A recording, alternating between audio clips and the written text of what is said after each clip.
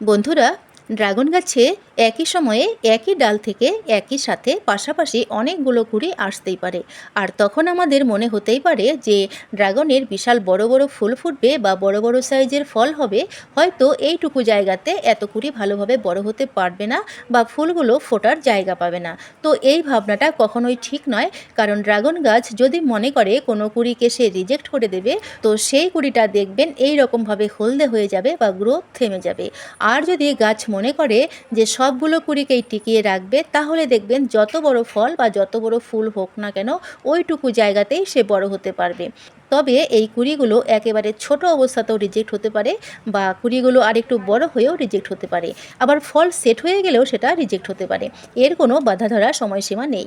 তবে নষ্ট হয়ে যাওয়া ফুলগুলো বা নষ্ট হয়ে যাওয়া কুঁড়িগুলো কখনোই গাছে রেখে দেবেন না, সেগুলো ছিঁড়ে ফেলে দেবেন, কারণ নষ্ট ফুলের ছোঁয়া লেগে লেগে ভালো ফুলগুলো রিজেক্ট হয়ে যেতে পারে।